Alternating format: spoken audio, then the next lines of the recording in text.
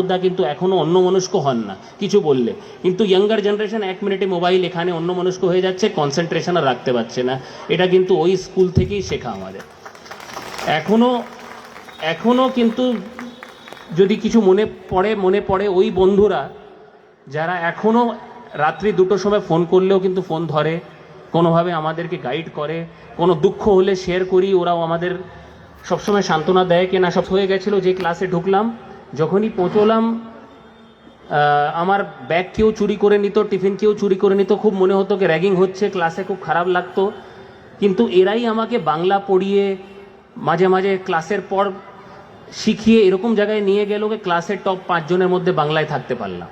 তো এরকম বন্ধু যারা হয়তো আপনাদের সঙ্গে হেঁটা করছে, খেলা করছে, কিন্তু ওরাই কিন্তু পড়িয়ে দে আর ইয়োর ফার্স্ট টিচার তো আছেই স্কুলে, কিন্তু এই বন্ধুরাই কিন্তু আমাদের ছিল প্রথম টিচার। এটা সবসময় মনে থাকবে।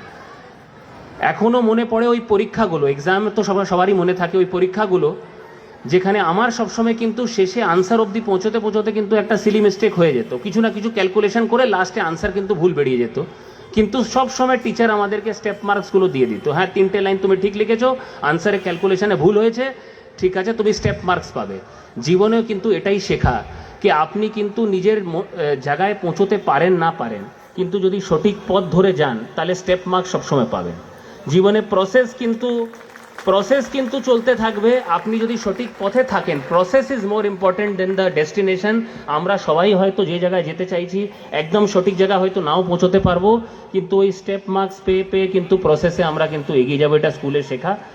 একটা মহান স্কুল আমার ধারণা শুধু পড়ায় না, প্রেরণাও জাগায়। এই স্কুলটা কিন্তু ওইরকমই একটা স্কুল, একটা মহান স্কুল। আপনাদের পাশে সবসময় থাকতে হবে, প্রাক্তনী ছাত্র হোক, অভিভাবিকা হোক বা আমাদের এডুকেশন ডিপার্টমেন্ট হোক, আমাদেরকে সবাইকে এই মহান স্কুলের পাশে থাকতে হবে। এক্স অফিসিও প্রেসিডেন্ট হিসাবে আমি সবসময় পাশে আছি, আরও এগিয়ে নিয়ে যেতে হবে, এটাই আমরা চেষ্টা করব। আর বেশি বলবো না, স্যারের